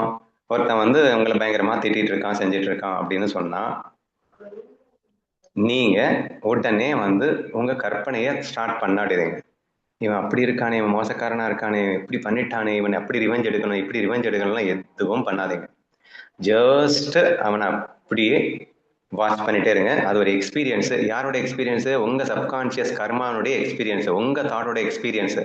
எக்ஸ்பீரியன்ஸை மட்டும் பார்த்துட்டு அது ஜஸ்ட் லைக் தேட். கற்பனை உலகத்தை வெறும் கற்பனையா பார்த்து எப்படி அனுபவிக்கணுமோ அந்த மாதிரி இதுவும் ஒரு கற்பனை தான் அப்படின்னு புரிஞ்சுக்கிட்டு, என்னுடைய கற்பனை தான் புரிஞ்சுக்கிட்டு எப்படி கற்பனை உலகத்தை அனுபவிச்சீங்களோ அதே மாதிரி இந்த நிஜ உலகத்தையும் கற்பனைங்கிற தெளிவோட நீங்க பார்க்கணும். ஃபர்ஸ்ட் திங், உன்னுடைய கற்பனைங்கிற தெளிவோட நீங்க பார்த்துட்டீங்க அப்படின்னா மேக்சிமம் லைக்ஸ் அண்ட் டிஸ்லைக்ஸ் எல்லாருக்கான வாய்ப்புகள் கம்மி. ஏன்னா உன்னைத்தானே பாக்குறாங்க, உன்னுடைய கற்பனை யாரோ பார்க்கல இல்ல. அப்போ நான் தானா என் கற்பனையில இப்படி பண்ணி நான் தான் இங்க கற்பனையா வந்திருக்கேன். உண்மையில் தயவு செய்து புரிஞ்சுக்கோங்க, எப்படி வந்து அந்த கற்பனை உலகம் அப்படிங்கிறது சுத்தமா இல்லையோ, இந்த இல்லாதது இருக்கிற மாதிரி தெரிஞ்சதோ அதே மாதிரிதான் அந்த சப்கான்சியஸ் கற்பனையும் சுத்தமா இல்லை, இல்லவே இல்லை. இங்க ஒருத்த முன்னாடி வந்து உன்னை திட்டிட்டு இருக்கான் அப்படின்னு சொன்னா உண்மையில திட்டமும் இல்லை, அங்க எதுவுமே இல்லை. ஆனா நமக்கு அனுபவம் கிடைக்கும். எப்படி கனவுல ஒண்ணுமே இல்லாம அனுபவம் கிடைச்சதோ, எப்படி கற்பனையில ஒண்ணுமே இல்லாம அனுபவம் கிடைச்சதோ, அப்படி இந்த நிஜ உலகத்திலேயே அனுபவம் கிடைக்குது. அனுபவம் கிடைச்சிருச்சு அப்படிங்கிறதுக்காக அது வந்து இருக்குன்னு நினைச்சிடாதீங்க, அது இல்லை. உங்க கற்பனை அப்படி முன்னாடி வந்து நிக்குது. யாருடைய கற்பனை? ஏன் கற்பனை. ஏன் கற்பனை முன்னாடி வந்து நிக்குது அப்படிங்கிறப்போ அதை நீ ஒன்னஸ் ஃபீல்ல இருந்துகிட்டு லைக்ஸ் அண்ட் டிஸ்லைக்ஸ் இல்லாம அனுபவிக்க பழகு. இது ஒண்ணுதான் சொல்யூஷன். ஏன்னா பிரதிபாசிக சத்தை டோட்டலா ஸ்டாப் பண்ணிடலாம், தப்பில்லை. ஏன்னா அதை வந்து நம்ம புதுசா நாம அப்போ கிரியேட் பண்றது தானே, அதை வந்து ஸ்டாப் பண்ணிடலாம். ஆனா விவகாரிக சத்தை நீங்க டோட்டலா ஸ்டாப் பண்ண முடியாது. நீங்க ஒன்னஸ் ஃபீல்ட்ல வந்துட்டு லைக்ஸ் அண்ட் டிஸ்லைக்ஸ் இல்லாம அதை வந்து ரசிக்கத்தான் முடியுமே தவிர, புதுசா பிரதிபாசிக சத்தையை கிரியேட் பண்ணாம இருக்க முடியுமே தவிர, லைக்ஸ் அண்ட் டிஸ்லைக்ஸ் இல்லாம இருக்க முடியுமே தவிர, நீங்க வந்து அதை டோட்டலா அவாய்ட் பண்ண முடியாது. நீங்க ஞானியே ஆனாலும் உங்களுக்கு விவகாரம் இருக்கும். நீங்க இந்த உலகம் தெரியும், ஒன்னு 4 பேர் திட்டணும்னா திட்டத்தான் செய்வான். ஆனா நீங்க என்ன பண்ணிட்டு இருப்பேன்னா 100% ரிஜாய்ஸ் பண்ணிட்டு இருப்ப, என்ஜாய் பண்ணிட்டு இருப்ப, சந்தோஷமா இருப்ப, அவ்வளவுதான். ஸோ இதுதான் வந்து நீங்க பண்ண முடியுமே தவிர பெருசா வந்து இந்த விவகாரத்தை நீ அழிச்சிட முடியாது அப்படின்னு புரிஞ்சுக்கணும். ஓகேவா? ஆனா இந்த விவகாரத்துல நீ 100% சந்தோஷமா இருக்கணும்னா பாரமார்த்திக சத்தைனா என்னன்னு புரியாம விவகாரத்துல உன்னால சந்தோஷமா இருக்க முடியாது. அப்ப உண்மையான சத்தியம் என்றால் என்னவென்று தெரிந்துவிட்டால் இது உனது கல்பனையின் மாயையை நீ சூப்பர்பா அனுபவிச்சிடுவ. அப்ப ஃபர்ஸ்டே நம்ம என்ன நிரூபிச்சோம்? நம்ம பாரமார்த்திக சத்துக்கு போகாமலே பிரதிபாசிக சத்தையை தூக்கிடலாம்னு சொன்னேன். ஆனா விவகாரிக சத்தையை தூக்குறதுக்கு நீங்க பாரமார்த்திக சத்தையில ஜெயிக்கிறதுக்கு, தூக்குறதுக்குன்னா தூக்கலாம் முடியாது விவகாரத்தை, பட் விவகாரத்துல அஃபெக்ட் ஆகாம இருக்கிறதுக்கு, பாதிக்காம இருக்கிறதுக்கு, சந்தோஷமா இருக்கிறதுக்கு நீங்க பாரமார்த்திக சத்தையில இருக்கணும். பாரமார்த்திக சத்தையில இருந்து கொண்டே விவகாரத்துல இருங்க வேணாங்கல. அது என்னையா சொல்லிட்டு இருக்க, புதுசா இன்னொரு சத்தையை கொண்டு வந்துட்டியா அப்படின்னு நீங்க கேட்கலாம். இப்போ நீங்க இதுல புரிஞ்சுக்க வேண்டியது என்ன, விவகாரத்துல நம்ம ஓரளவு சொல்லிட்டோமா அப்படின்றத பாருங்க. பிரதிபாசிக சத்தைக்கும் விவகாரிக சத்தைக்கும் டிஃபரன்ஸே கிடையாது. ஏன்னா அதுவும் உன் எண்ணத்தின் வெளிப்பாடு, இதுவும் உன் எண்ணத்தின் வெளிப்பாடு. அது அப்போதைக்கு அப்போதைய எண்ணத்தின் வெளிப்பாடு, இது எப்போதைக்கு எப்போதையோ போட்டு வைத்த எண்ணத்தின் வெளிப்பாடு. இந்த ரெண்டை தவிர பெருசா இந்த ரெண்டுக்கும் டிஃபரன்ஸ் கிடையாது. உன் கர்மாவினால் எப்போதைக்கோ போட்டு வைத்தது அல்லது உன் சப்கான்சியஸ்ல எப்போதைக்கோ போட்டு வைத்தது. எப்போதைக்கு போதையோ போட்டு வைத்ததை நீங்கள் இப்போது அனுபவித்தால் அது விவகாரம். அப்போதைக்கு அப்போதை போட்டதை நீ அப்போதை அனுபவித்தால் அதற்கு பேர் பிரதீபாசிகம் என்று நீங்கள் புரிந்து கொள்ளுமாறு கேட்டுக்கொள்கிறேன். சரியா? ஆனால் விவகாரிகம் அப்படிங்கிறதுல நீங்க சந்தோஷமா இருக்க முடியுமா அப்படின்னு கேட்டா, இருக்கிறதுக்கு நீங்க இன்னொரு உண்மையை தெரிந்து கொள்ள வேண்டும். அந்த உண்மைக்கு பாரமார்த்திக சத்தை என்று பெயர். அந்த உண்மை உங்களுக்கு தெளிவா புரிஞ்சிருச்சு அப்படின்னு சொன்னா, நீங்க விவகாரத்துல ஈவன் பிரதீபாசிக சத்தைகள் இருந்தா கூட நீங்க கவலைப்பட மாட்டீங்க, கஷ்டப்பட மாட்டீங்க அப்படின்னு சொல்லலாம். ஏன்னா பிரதீபாசிக சத்தைக்கு வந்து நான் பாரமார்த்திக சத்தை கொண்டு வரல, ஏன்னா டோட்டலா தூக்கிடலாம், தப்பு இல்லைன்னு. இந்த விவகாரத்தை தூக்க முடியாதுல்ல. அப்ப பரமார்த்திக சத்தையில நீங்க புரிஞ்சுக்கிட்டா மட்டும்தான் விவகாரத்துல இருக்கும்போது நீங்க சந்தோஷமா வாழலாம். பட் அஃப்கோர்ஸ் பாரமார்த்திக சத்தையிலையும் தூக்க முடியுங்கிற ஒரு கான்செப்ட் இருக்கு. அது என்னது? தியான யோகம், சமாதி யோகம். ஸோ நீங்க டைரக்டா கண்ணை மூடிட்டு சமாதியில உட்காந்துட்டீங்க அப்படின்னா விவகாரத்தையும் டோட்டலா தூக்கிடலாம் அப்படிங்கிறேன். சரியா? அப்ப பிரதிபாசிக்க தூக்குன்னு எனக்கு உலகம் காணாம போயிடுமா, அனுபவமே இல்லாம போயிடுமா அப்படின்னு நீங்க பயப்பட்டீங்க இல்லையா? அது இந்த இடத்துல வந்துடும். எப்படி வரும்? நீங்க ஒன்ஸ் நீங்க சமாதிக்குள்ள என்ட்ரி ஆகும்போது உலகமே காணாம போயிடும். எண்ணம் தான் அனுபவத்தை கொடுக்குதுன்னு சொன்னோம். இங்க விவகார கான்சியஸ் எண்ணமோ இல்லை, சப்கான்சியஸ் எண்ணமோ இல்லை. ரெண்டு எண்ணமும் இல்லை அப்படின்னா அங்க என்ன இருக்கும்? ஒண்ணுமே இருக்காது. அதுக்கு பெஸ்ட் எக்ஸாம்பிள் டீப் ஸ்லீப். சரியா? அப்போ இங்க எதுவுமே தெரியாமல் போய்விடும். அது வந்து சமாதி நிலை என்று அழைக்கப்படுகின்றது. ஆனால் அந்த நிலையில் இருந்தால் மட்டும்தான் ஞானம் என்று யாரும் சொல்லவில்லை. அப்படிங்கிறதுக்காக நம்ம அதை பத்தி பேசாம நம்ம அடுத்து நம்ம ப்ரொசீட் பண்ணுவோம். ஓகேவா? ஏன்னா அப்படியும் இருக்கு அப்படிங்கிறது தெரிஞ்சுக்கோங்க அப்படின்னு சொல்றேன். அப்போ வெறும் கற்பனையால் அனுபவிக்கப்படுவதை இரண்டு சத்தைகளாக பிரித்திருக்கிறார்கள். ஒன்று விவகாரிகம், இன்னொன்று பிரதிபாசிகம் என்று பிரித்திருக்கிறார்கள். இரண்டுமே கற்பனைகளால் அனுபவம் கொடுக்கப்படுவது. ஆனால் உண்மையில் இது கற்பனை அனுபவம் அப்படிங்கிறத புரிஞ்சுக்கணும். உண்மை அனுபவம் கிடையாது, கற்பனை அனுபவம். உண்மை அனுபவம் கிடையாதுன்னா என்ன அர்த்தம்? அங்க பாம்பு உண்மையிலேயே இல்லை, அதனால நீ அனுபவிச்சது அனுபவமும் உண்மை இல்லாத அனுபவம். அங்க கயிறும் கூட உண்மையில் இல்லை, ஆனால் நீ அனுபவிச்ச அனுபவம் ஒரு பொய்யான அனுபவம் அப்படின்னு புரிஞ்சுக்கணும். என்னையா கடைசியில கயிறு கூட இல்லைன்ட்டு? ஏன்யா கற்பனை நான் வந்து புதுசா கற்பனை பண்ண பாம்புன்னு நினைச்சு பார்த்தேன், அதனால பாம்பு தெரிஞ்சது புரியுது. இப்ப வந்து நான் எதுவுமே நினைக்காம பாக்குறேன் அப்படின்னு சொன்னா கயிறு தெரியுதே அப்படின்னு உங்களுக்கு ஒரு டவுட் வரலாம். நான் கேக்குறேன், உங்க சப்கான்சியஸ்ல கயிறு அப்படிங்கிறது இல்லைன்னா, கான்சியஸ் சப்கான்சியஸ் ரெண்டுமே ஆஃப் ஆயிருந்தா நான் பேசுறேன். சரியா? கான்சியஸ் மட்டும் ஆஃப் ஆயிருந்ததுன்னா அந்த கற்பனை உலகம் மட்டும் காணாம போயிடுச்சு. இப்போ கான்சியஸ் ஆஃப் பண்ணிட்டோம், சப்கான்சியஸ் மட்டும் இருக்கு. கான்சியஸ் ஆஃப் பண்றது அப்படிங்கிறது நீங்க சரணாகதின்னு கூட நீங்க நினைச்சுக்கலாங்க. பக்தர்கள் எல்லாம் சரணாகதி பண்றது எதுக்காகன்னா கான்சியஸ் ஆஃப் பண்றதுக்கு, கற்பனை உலகத்தை ஸ்டாப் பண்றதுக்கு, பிரதிபாசிக சத்தையை ஸ்டாப் பண்றதுக்கு. அவங்க எதையுமே நினைக்க மாட்டாங்க. எனக்கு வேணாண்டா சாமி அப்படின்னு சொல்லிட்டு டோட்டலா சரண்டர் பண்ணிட்டு அவங்க தாட்ஸே ப்ரொடியூஸ் பண்றது இல்ல. சரியா? அவங்க எந்த தாட்ஸும் ப்ரொடியூஸ் பண்ணாத இருந்த நிலையிலும் கூட அவங்க விவகாரத்துல இருப்பாங்க, அவங்க சிந்திப்பாங்க, செயல்படுவாங்க. அது எங்கேருந்து செயல்படுவாங்கன்னா அவங்க சப்கான்சியஸ்ல இருந்து செயல்படுவாங்க. சரியா? அப்படி கூட நீங்க புரிஞ்சுக்கோங்க. ஏன் வந்து பிரதிபாதிக சத்தை டோட்டலா தூக்குறது தப்பு இல்லைன்னு சொன்னேன்னா, பக்தர்கள் எல்லாமே அதை தான் செஞ்சிருக்காங்க அப்படிங்கிறதுக்காக நான் சொன்னேன். அதுல வேற லெவல் கிக் இருக்கு அப்படிங்கிறதுக்காக நான் சொல்லியிருந்தேன். ஓகேவா? அதையும் இங்க நோட் பண்ணிக்கோங்க. சரி, வாங்க இப்போ எங்க வந்திருக்கேன். விவகாரத்துல என்னோட பேசிட்டு இருந்தேன். பாரமார்த்திக சத் சத்தை இல்லாம விவகாரிக சத்தியத்தை தூக்க முடியாதுன்னு பேசுனீங்க. ஒரு முக்கியமான டாபிக் இருந்துச்சு. சரண்டர் ஃபீல்ல இருப்பாங்கன்னு சொன்னீங்கன்னா பக்தன் ஆனா பாரமார்த்திக சத்து புரிஞ்சாதான் நம்ம விவகாரத்தை தூக்க முடியும்.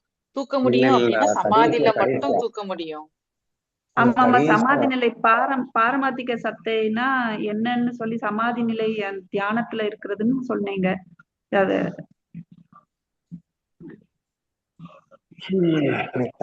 சரி, பரவாயில்ல, வருதான்.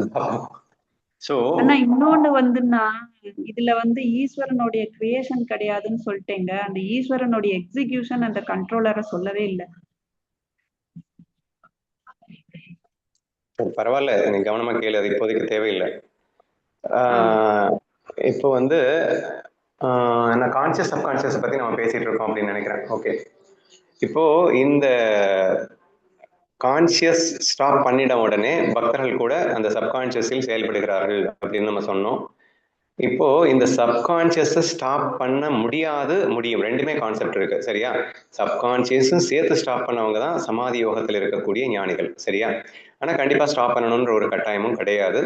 இனி சப்கான்சியஸ் இருக்கிற வரைக்கும், பொதுவா வந்து வேதம் ஃபுல்லாவே என்ன சொல்லுதுன்னா, பிராப்த கர்மா இருக்கிற வரைக்கும் அவர்கள் வந்து இந்த பூத உடலோடு அவர்கள் இருப்பார்கள். அந்த பிராப்த கர்மா நீங்கியவுடன் அவர்கள் வந்து மோட்சத்திற்கு சில இந்த பிரம்ம பரபிரம்மமாகவே பரமார்த்திக சத்தையாக மாறிவிடுவார்கள் அப்படின்னு எல்லாம் வந்து சொல்லப்பட்டிருக்கு. சரியா? அப்போ அது தவறு என்று நீங்கள் நினைத்து விடக்கூடாது அப்படின்னு சொல்ல வரேன். சப்கான்சியஸ் தாட்ஸ் அப்படிங்கிறது உங்க கர்மா அப்படி வர்றது, உங்க பிராப்த கர்மா அப்படி வர்றது, அல்லது நீங்க ஏற்கனவே போட்டு வச்சதெல்லாம் உங்களுக்கு அனுபவம் மாறுது. இந்த விஷயத்த ஞாபகம் வந்துருச்சுமா, இப்பதான் வருது ஞாபகம். கயிறு பாம்பை பத்தி சொல்லிட்டு இருந்தேன். ஓகேவா? ஏய்யா, நான் கற்பனை பண்ணிட்டு பாம்பை பார்த்தேன், எனக்கு பாம்பை தெரிஞ்சது புரியுது. கற்பனையே இல்லாம பார்த்தேன்னா எனக்கு ஒண்ணுமே தெரியக்கூடாதுல்ல?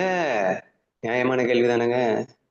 ஏங்க, கற்பனையே இல்லாம பார்த்தா ஒண்ணுமே தெரியக்கூடாது இல்லைங்க, அவனுக்கு கயிறு தெரியுங்கிற என்று கேட்டான் அல்லவா? அதுக்குதான் விட சொல்லிட்டு இருந்தேன் நான். அதுக்கு என்ன சொன்னேன் அப்படின்னா, கண்ணா, கயிறுன்னா என்னன்னே உனக்கு தெரியாதுன்னு ஃபீல் பண்ணலாம். திங்க் டீப்லி, கேர்ஃபுல்லா டீல் பண்ணுங்க.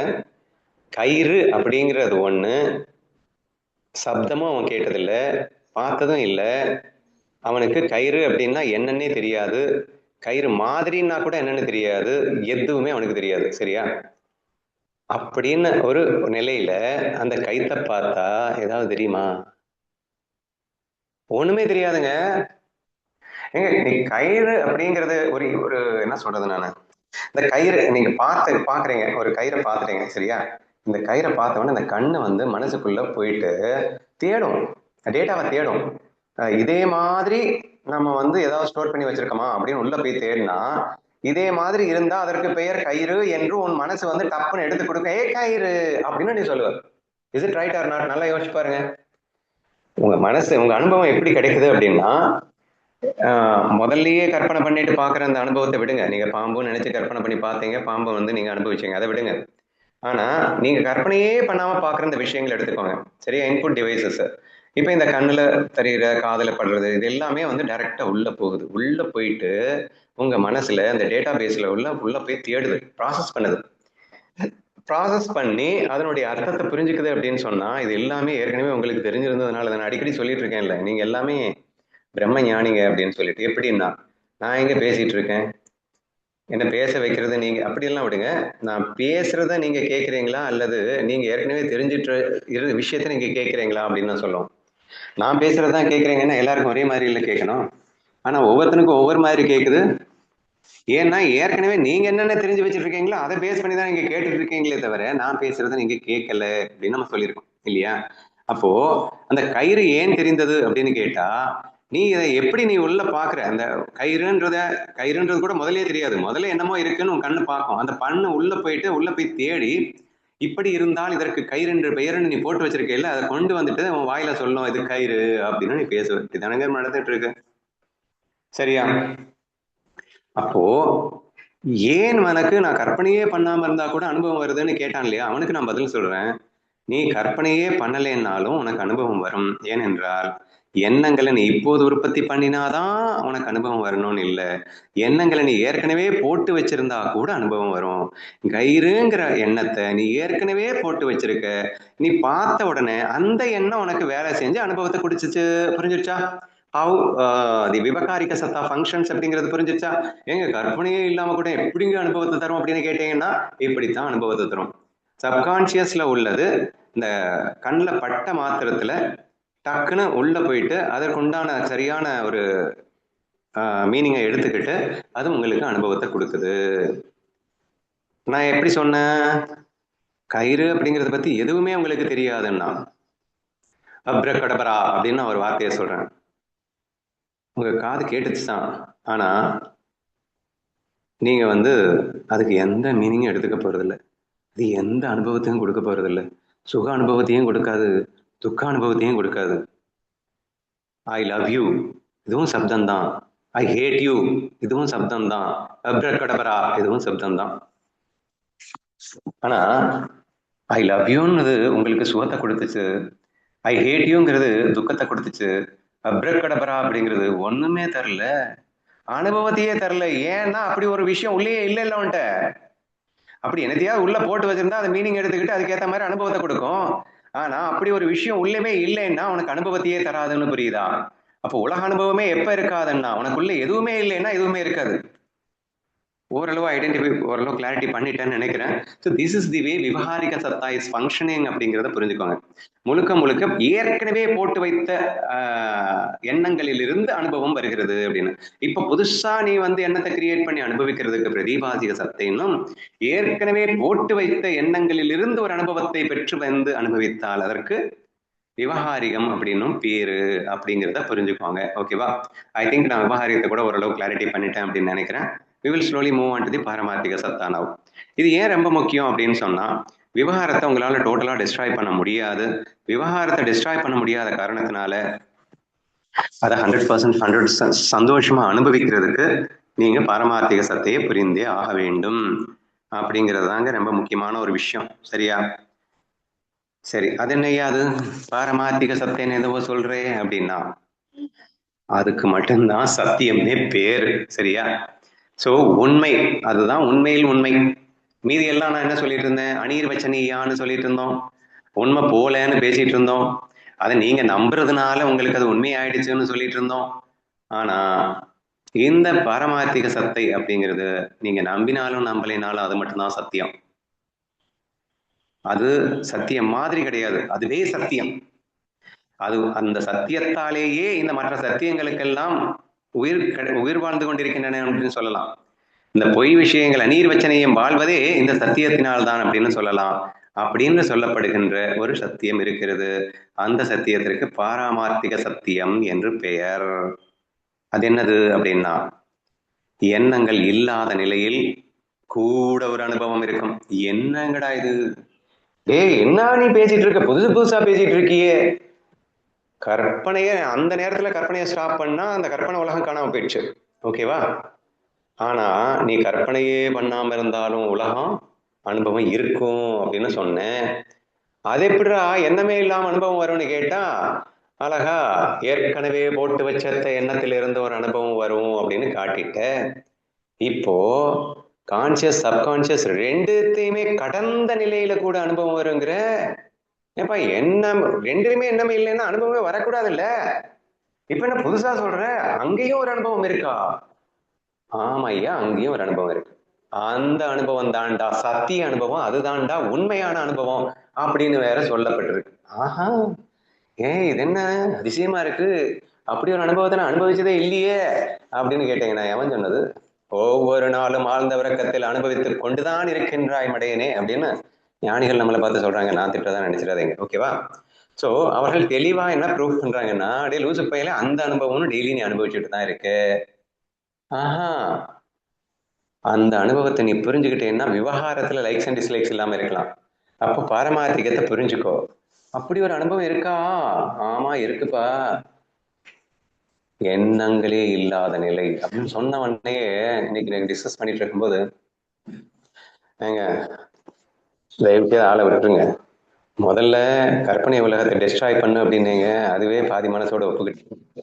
அதுக்கப்புறம் விவகாரிக சத்தையில இருக்கிறத அனுபவிச்சுக்கோன்னு சொல்லிட்டீங்கன்னு சரின்னு பரவாயில்லன்னு வந்தா, நீ இந்த ரெண்டையுமே விட்டா கூட ஒரு அனுபவம் இருக்குன்னு சொல்றதை பார்த்தா இந்த ரெண்டையும் விட்டுன்னு சொல்லுவேங்க போல. எனக்கு வேணாங்க, எனக்கு வேணவே வேணாம், எனக்கு அந்த ஒரு அனுபவமே வேணாம். ஏன்டா அப்படி சொல்ற? என்னமே இல்லைன்னா எனக்கு அந்த அனுபவமே எனக்கு பிடிக்காது, வேணாம் அப்படிங்கிறாங்க. ஏன் அப்படி சொல்ற? இல்ல அது நல்லா இருக்காது. நல்லா இருக்காதா? அது கஷ்டமா இருக்கும். கஷ்டமா இருக்குமா? இல்லையே, நீ அனுபவிச்சு பேசுறியா அனுபவிக்காம பேசுறியா? நான் அனுபவிச்சது இல்ல, அது எப்படி இருக்குன்னே தெரியல. இல்ல லூசு பையில ஒவ்வொரு நாளும் தூங்கணும்னு ஏங்கிட்டு இருக்க இல்ல, தூங்குறதுக்கு படாத பாடுபடுற இல்ல, ஒரு நாள் தூங்கலைன்னு ஐயையோ தூங்கலைன்னு ஓடுற இல்ல, தூக்கத்துல மிகப்பெரிய சுகம் இருக்குன்னு சொல்றே இல்ல, காலையில எழுப்புனா ஐயா இன்னொரு 1 நேரம் விடுங்களேன் ப்ளீஸ்ன்னு கெஞ்சுறே இல்ல. ஆமா கெஞ்சுறேன். இப்ப எதுக்கு தூக்கத்தை பத்தி பேசிட்டு இருக்கீங்க? பயந்து ஓடுற, எனக்கு அது வேணாங்கிற. வேணான்னு எங்கடா சொல்லிட்டு இருக்க? ஒரு நாள் தூங்காம இருந்து காட்டிட்டு பார்ப்போம், நீ வேணான்னு சொல்றதை பார்க்கலாம். தூக்கத்தை பிடிக்குமா பிடிக்காதா? தூக்கம் பிடிக்கும், நல்லா தான் இருக்கு. அப்புறம் என்ன அங்க இருக்கு வாழுது? ஒரு எண்ணமும் இல்லை. ஆனா அனுபவம் இருக்க போய் தானடா பிடிக்குது. இங்க அனுபவம் கூட இல்ல இல்லைங்க. என்ன அனுபவம்டா இல்ல? அனுபவம் இல்லைன்னா ஏன்டா பிடிக்குது? இன்னைக்கு ஒரு விஷயத்தை நீ பிடிக்குதுன்னு சொன்னாலே அந்த விஷயத்தை ஒரு அனுபவம் அது உனக்கு சுக அனுபவத்தை கொடுத்தால் மட்டுமே அதை பிடிக்குதுன்னு சொல்லுவேன். கரெக்டா? சுக அனுபவம் கொடுக்காத எந்த விஷயத்தையும் நீ பிடிக்கலன்னு தானே சொல்லுவேன். ஆமா. தூக்கத்தை பிடிக்குதுன்னா அது சுக அனுபவம் கொடுக்குதுன்றதுனால தானடா பிடிக்குது. ஆமா.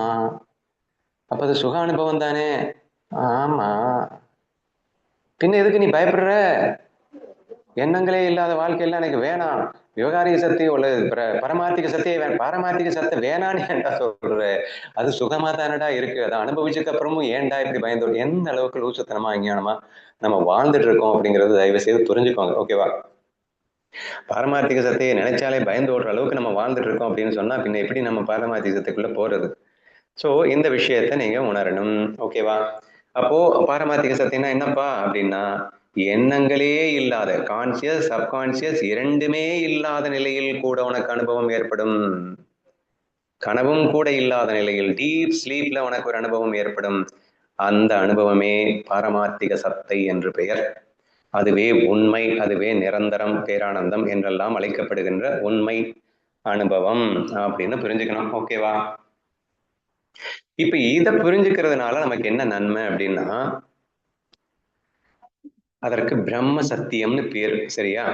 அப்ப அந்த அனுபவம் அப்படின்னு இருக்கு இல்லையா, அதுக்கு சச்சித்தானந்தம்னு பேரு. அது என்னதியா சத்து சித்தானந்தம்னா நிரந்தரமாக இருக்கக்கூடிய தூய சித்து, தூய உணர்வு, தூய அனுபவம். அதற்கு ஆனந்த அனுபவம்னு பேரு. ஓகேவா? சோ நிரந்தர சச்சித்தானந்தம்னா என்ன அர்த்தம்? நிரந்தரம், உணர்வு, ஆனந்தம்.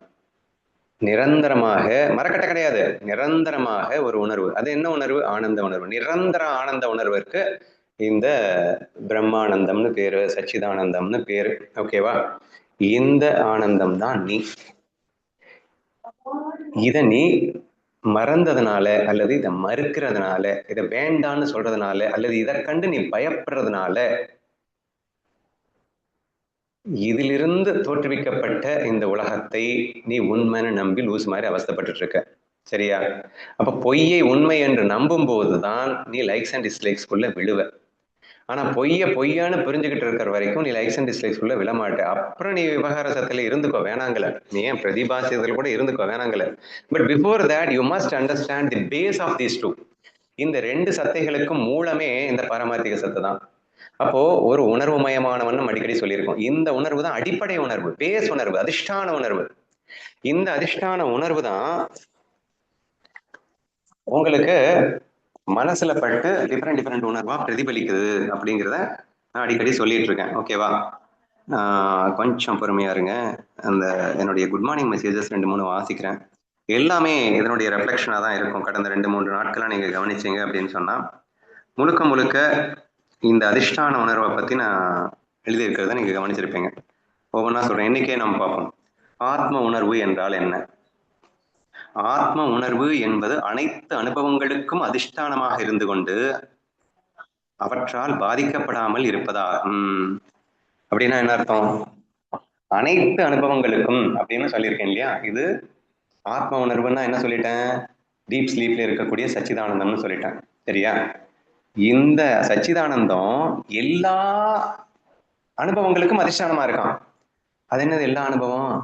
விவகாரிக சத்துல ஏற்படக்கூடிய அனுபவம், பிரதிபாசிக சத்தையில இருக்கக்கூடிய அனுபவங்கள், மனதால் ஏற்படுத்தக்கூடிய அனுபவங்கள், கான்சியஸ் மைண்டினால் ஏற்படுத்தக்கூடிய அனுபவங்கள் அல்லது சப்கான்சியஸ் மைண்டினால் ஏற்படுத்தக்கூடிய அனுபவங்கள். இந்த 2 அனுபவங்களுக்கும் அதிஷ்டானமாக இருப்பவன் யாருன்னு கேட்டா ஆன்ம உணர்வு. எக்ஸ்பிளைன் பண்ணிருக்கேனா? இதுதான் நீ. இந்த ஆத்ம உணர்வு தான் நீ. இது எல்லா அனுபவங்களுக்கும் அதிஷ்டானமாக இருக்கிறது. ஆனால் எல்லளவும் பாதிக்கப்படாமல் இருக்கு. ஏன்னா இந்த எல்லா அனுபவங்களும் அதிஷ்டானமே நான் தான் அப்படி சும்மா நாச்சுக்கு இருக்கேன்னு தெரிஞ்சுக்கும் போது அந்த அனுபவங்கள் உன்னை எப்படி பாதிக்கும்? இப்ப நீ பாரமார்த்திக சக்தியை மிஸ் பண்றதுனாலதான் அதுல போய் ஒட்டிக்கிட்டு அதை சத்தியம் நம்பிட்டு நீ அழுதுட்டு இருக்க. நீ பாரமார்த்திக சத்தியை தான் உண்மைன்னு புரிஞ்சுக்கிட்டேன்னா அந்த ரெண்டையுமே சத்தியம் போலேன்னு தான் புரிஞ்சுப்பே தவிர அது முழுமையான சத்தியம் நீ நம்ப மாட்ட. அப்ப முழுமையான சத்தியம் நம்பலைன்னா அது உனக்கு எந்த விதமான பாதிப்பையும் ஏற்படுத்தாது. சோ அதை பற்றால் நீ பாதிக்கப்படாமல் இருப்பாய் அப்படின்னு நம்ம அந்த ஆத்ம உணர்வுக்கு ஒரு டெஃபினிஷன் கொடுத்துருக்கோம். சரியா? அப்படியே நாளைக்கு நேற்று பார்த்தீங்க அப்படின்னா சச்சிதானந்தம் அப்படிங்கிறதுக்கு டெஃபினிஷன் கொடுக்குறேன். மகிழ்ச்சி என்றால் என்னன்னு கேட்டா கூட அதுக்கும் என்ன பதில் சொல்றேன்? வெளிப்பொருட்களிலும் சூழல்களிலும் மகிழ்ச்சிக்காக ஏங்குவதையும் தேடி அலைவதையும் நிறுத்தும் அதே நொடியில் உண்மையான மகிழ்ச்சி உனக்கு கிடைக்கும். கிளியர் கட்டா அது ரெஃப்ளெக்ட் ஆகுதான். நல்ல கவனிங்க, நல்ல கவனிங்க. வெளிப்பொருட்களிலும் சூழல்களிலும் மகிழ்ச்சிக்காக ஏங்குவது யாரு? கற்பனைங்க, மனசுங்க. இந்த லூசு மனசு வெளியில தான் சுகம் இருக்கு, வெளியில தான் சுகம் இருக்குன்னு ஓடிண்டே இருக்கு, சரியா? ஆனா மனசுக்கே அதிஷ்டானமா இருக்கிறது யாருன்னா நீதான். அப்ப மனசுக்கு அடிப்படையாக இருக்கக்கூடியவர் மனச, நீ இல்லைன்னா மனசே இல்லை, நீ இருக்கிறதுனாலதான் அந்த மனசே இருக்கு என்ற அந்த சத்தியத்தை மறந்து மனதிற்கு பின்னாலேயே நீ சென்று கொண்டிருக்கிறதுனால் உண்மை சுகத்தை அடையாமல் போகின்றாய். விவகாரத்தை சத்தியம் என்றும் பிரதிபாசிகத்தை சத்தியம் என்று நம்பிக்கொண்டிருக்கின்ற வரை உனக்கு மகிழ்ச்சி இருக்காது. அந்த இரண்டிற்கு பின்னாடி நீ போகாம நிறுத்தின செகண்ட்ல உனக்கு உண்மையான மகிழ்ச்சி கிடைச்சிடும். அதுதான் இங்க சொல்லியிருக்கேன். வெளிப்பொருட்களிலும் சூழல்களிலும் மகிழ்ச்சிக்காக ஏங்குவதையும் தேடி அலைவதையும் நிறுத்தும் போது அப்படின்னா, விவகாரத்தையும் பிரதிபாசகத்தையும் நிறுத்தும் போது, அதுல சுகம் இருக்கு என்று நம்புகின்ற நம்பிக்கையை நிறுத்தும் போது, அதனால எனக்கு ஆக போறது ஒண்ணுமில்லை என்று தெளிவாக தெரியும் போது, எனக்கு அதன் மேல் ஏக்கமே இல்லை என்று உணரும் போது, அந்த நொடியிலேயே உண்மையான மகிழ்ச்சி உனக்கு கிடைக்கும். இன்ஸ்டன்ட்ல நீ அதை பிடிச்சிடலாம். பாரமார்த்திக சத்துக்குள்ள இருப்பேன்னு சொல்ல வருது இன்டைரக்டா, சரியா? என்னுடைய ஒவ்வொரு குட் மார்னிங் மெசேஜுமே உங்களை பாரமார்த்திக சத்தியத்துக்குள் அழைத்து செல்ல வேண்டும் என்ற ஒரே நோக்கத்தில் தரப்படுகிறது அப்படிங்கிறத நீங்க டீப்பா கவனிச்சீங்க அப்படின்னா உங்களால ரொம்ப ஈஸியா கண்டுபிடிக்க முடியும் அப்படின்னு நினைக்கிறேன், சரியா? இன்னும் நெக்ஸ்ட் அதுக்கு முன்னாடியும் பாருங்களேன் என்ன சொல்லியிருப்பேன். ஈகோ என்றால் என்ன? அதுக்கும் என்ன விளக்கம் கொடுக்கிறோம்? ஈகோ என்பது மாய விளையாட்டுக்காக கொடுக்கப்பட்ட பொய்யான அடையாளங்களை உண்மை என்று நம்பும் நம்பிக்கையாகும். விவகாரத்தை போய் உண்மை என்று நம்புகின்ற அல்லவா, பிரதிபாசிகத்தை உண்மைன்னு நம்புகிற இல்லையாவா, அங்கதாண்டா ஈகோ வந்து தொலையுது. உன் மனசுல நீயா கற்பனை பண்ண அந்த கற்பனையில ஒரு கேரக்டரைசேஷனுக்காக அடையாளங்களுக்காக அது வேற இது வேறன்னு இருந்துட்டியோ வந்தது. ஆனா அது உண்மையான நம்பிட்டு அதுல ஒரு கேரக்டருக்குள்ள சிக்கிட்டு அதுல ஈகோன்னு பேரை வச்சுக்கிட்டு மாட்டிக்கிட்டது எதனாலன்னா இந்த விவகார சத்தையும் பிரதிபாதிக சத்தையும் உண்மை என்று நம்பியதாலே ஈகோன்றது வந்தது. அதுதானே சொல்லியிருக்கேன். மாய விளையாட்டுக்காக கொடுக்கப்பட்ட பொய்யான அடையாளங்களை உண்மை என்று நம்பும் நம்பிக்கை ஈகோ ஆகும். நானே ஆன்ம உணர்வு என்ற தெளிவோடு இருந்தால் ஒளியில் நெல் இருக்க முடியாதது போலே, சூரிய வெளிச்சத்துல இருட்டு இருக்க முடியாதது போலே பொய்யான அடையாளங்களை உண்மை என்று ஏற்றுக்கொள்ள மாட்டோம். அவ்வளவுதான். நீ பாரமார்த்திக சத்தியத்துல இருந்தேன்னா அந்த பொய்யான அடையாளங்களை பொய்யாவே பார்த்துக்கிட்டு இருந்துக்கோ. யார் வேணாங்கிற? இப்போ விவகாரத்திலையும் இருந்துக்கோ, பிரதிபாசத்திலையும் இருந்துக்கோ, ஆனா பொய்ன்னு புரிஞ்சுக்கிட்டுல இருக்கணும். அது சும்மா நாச்சுக்கும் இல்லை, புரிஞ்சுக்கிட்டுல இருக்கணும். அது மாயான தெளிவோடல இருக்கணும். அது அநீர் பிரச்சனையான தெரிஞ்சுக்கிட்டுல இருக்கணும். அதை விட்டுட்டு அது உண்மைன்னு நீ நம்பினேன்னா பின்ன ஈகோல மாட்டிக்கிட்டு நீ சின்ன பின்னப்பட வேண்டிய அவசியம் ஏற்படுகிறது. எகெயின் இங்க என்ன சொல்லியிருக்கேன், நீ பாரமார்த்திக சத்தியத்துக்கு இருந்தேன்னா ஆன்ம உணர்வு என்ற தெளிவோடு இருந்தால், பாரமார்த்திக சத்தையில் இருந்தால் அப்படின்னு அர்த்தம், சரியா? எப்படி வந்து சூரியன்ல இருட்டு இருக்க முடியாதோ அப்படி பொய்யான அடையாளங்களை உண்மையான நம்ப மாட்ட. மனசுல நீ ஏமாந்து போக மாட்ட. நீ மனசு செய்கின்ற அந்த சேஷ்டையில ஏமாந்து போறது காரணம் நீ பாரமார்த்திக சத்தையை மிஸ் பண்ணதுனாலதான் என்று புரிகிறதா? இனி நெக்ஸ்ட் பாருங்க, மனம் என்றால் என்ன? மனம் என்பது எண்ணங்களின் ஓட்டம். ஆனால் அந்த ஓட்டம் நீங்கள் அல்ல. அந்த ஓட்டம் பாரமார்த்திக சத்தை அல்ல. அது உண்மை அல்ல.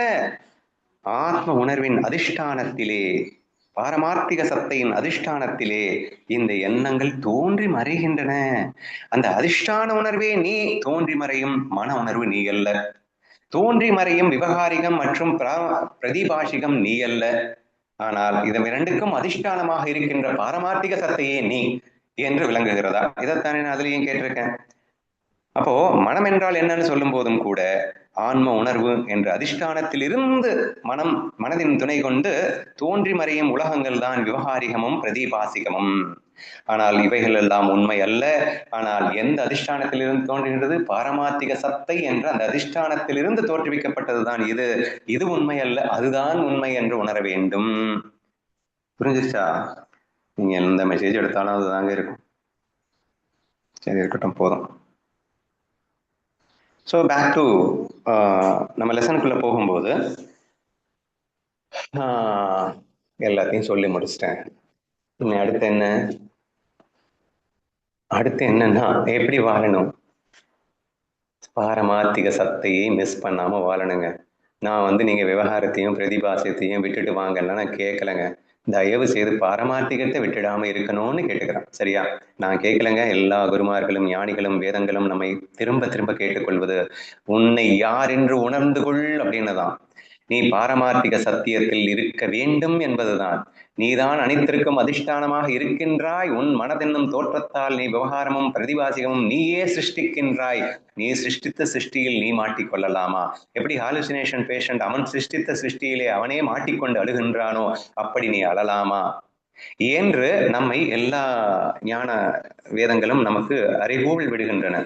சரியா? ஏன் நீ மிஸ் பண்ண அப்படின்னா அந்த ஹாலுசினேஷன் பேஷண்ட் ஏன் தன்னை மறக்கின்றான் என்றால் தன்னை மறந்ததால் அவன் இதை மிஸ் பண்ணான்னு சொல்றான்.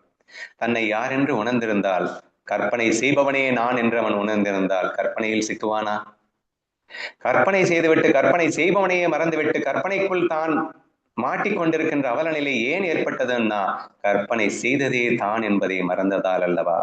அந்த கற்பனைக்கு அதிஷ்டானத்தை தான் மறந்ததால் அல்லவா அவன் ஹாலுசினேஷன்ல மாட்டிக்கிட்டு அவஸ்தப்பட்டான். இப்படித்தானுங்க நாமளும் அவஸ்தப்பட்டுட்டு இருக்கோம். பாரமார்த்திக சத்தையை நீங்கள் மறக்க கூடாது. நீங்கள் வேணாம், நீங்க என்ன வேணா இருங்க, விவகாரத்திலையும் இருங்க, எங்க வேணா இருங்க, ஆனா பாரமார்த்திகத்தை மறக்காம இருக்க கூடாது அல்லவா? அந்த ஆத்ம உணர்வினை மறக்காமல் இருக்க வேண்டும் அல்லவா? சத்தியத்தை உண்மையான சத்தியத்தை மறக்காமல் இருக்க வேண்டாமா? அது பொய் சத்தியங்கள், அதாவது மாயா அநீர்வச்சனீய சத்தியங்களை எல்லாம் நம்பிக்கொண்டு உண்மை சத்தியத்தை மறந்ததால் அல்லவா இத்தனை கொடுமைகள் ஏற்படுகிறது என்ற உணர வைப்பதற்காகத்தான் நம்ம இந்த 3 சத்தியங்களையும் இவ்வளவு டீட்டெயிலா நம்ம அனலைஸ் பண்ணியிருக்கோம். அப்ப எப்படி பிராக்டிஸ் பண்றது அப்படின்னு கேட்டீங்கன்னா, இந்த பரமார்த்திக சத்தியக்கு வேல்யூ கொடுங்க, இம்பார்ட்டன்ஸ் கொடுங்க, அதுதான் நான் நம்புங்க. டீப் ஸ்லீப்ல நீங்க ஒன்றும் மோசம் போகல, நல்லா தான் இருக்கீங்க. ஆனா அந்த ரிலாக்ஸேஷனை மிஸ் பண்ணாம இந்த மாயா அப்படிங்கிறது பொய்ன்னு புரிஞ்சுக்கிட்டு தாராளமா இருங்க. அப்போ அந்த டீப் ஸ்லீப்ல இருக்கக்கூடிய ரிலாக்ஸேஷன் மிஸ் ஆகக்கூடாது. நீங்க அழுங்க, சிரிங்க, கோவப்படுங்க, என்ன வேணா பண்ணுங்க. ஆனா அந்த டீப் ஸ்லீப்ல நீங்க ஒரு ரிலாக்ஸேஷன்ல இருக்கீங்கல்ல, அதையே மிஸ் பண்றீங்க. மேடை பாடகன் அவன் பாடும்போது அவனுடைய அந்த இன்னர் ரிலாக்ஸேஷனை மிஸ் பண்ணிட்டாங்க, அழுகுறான். அவன் அழுகுறான், கவுறான், கோவப்படுறான், கத்துறான். பட் அவனுக்கு உள்ளுக்குள்ள இந்த என்ன ரிலாக்ஸேஷன் என்னைக்காவது மிஸ் ஆச்சா? ஏன்னா அவன் தெரியும் அவன் பாரமார்த்திக சத்தையில இருக்கான். ஏன்னா இது பொய்ன்னு அவனுக்கு தெரியும். பொய்ன்னு புரிஞ்சுக்கிட்டு நீங்க என்ன வேணா பண்ணி தொலைங்க. ஆனா தயவு செய்து உண்மையை மறக்காதீங்க. சோ உண்மையான நான் யார் என்பதை தெளிவாக உணர்ந்து கொண்டு, அந்த ஆத்ம உணர்வே நான் என்று புரிந்து கொண்டு, பாரமார்த்திக சத்தியமே உண்மை என்று புரிந்து கொண்டு, என்னால் உருவாக்கப்பட்ட விவகாரம் மற்றும் பிரதிபாதிக சத்தை என்பது நான் தோற்றுவிக்கப்பட்ட வெறும் தோற்றமே என்று புரிந்து கொண்டு, அதில் சிக்கிக்கொண்டு சின்னாபின்னப்படுவதற்காக நான் அதை தோற்றுவிக்கவில்லை, அதை என்னுடைய பிரம்மானந்தத்தையே சச்சிதானந்தத்தையே விதவிதமாக வெளிப்படுத்தி மகிழ வேண்டும் என்பதற்காகத்தான் தோற்றுவித்தேன் என்று புரிந்து கொண்டு, இந்த உண்மையை மறக்காமல் நீங்கள் அதில் இருந்தால் நீங்கள் பேரானந்தமாக வாழ்வீர்கள் என்று சொல்லி இந்த பதிவினை நிறைவு செய்வோம். அண்ணா, அந்த கயிறு நேத்து நம்ம பேசும்போது இந்த விவகாரிக சக்தியில கயிறும் இல்ல பாம்பு இல்லைன்னு சொல்லியிருந்தீங்கல்ல, அது இன்னைக்கு கரெக்டா புரிஞ்சதுண்ணா. கட்படபடபடான்னு அந்த அனுபவம் உள்ள இல்லைன்னா அது வெளியில வராது, அந்த அனுபவம் வந்து தராது அப்படின்னு சொல்லி. இப்போ அந்த கயிறும் இல்ல பாம்பு இல்லைன்னு நேத்து சொல்லும் போது புரியவே இல்லை. இப்ப பாம்பு இல்லைன்னா அது புரியுது, கயிறு இல்லைன்னு சொன்னது இன்னைக்கு நல்லா புரிஞ்சது. ஓகேமா.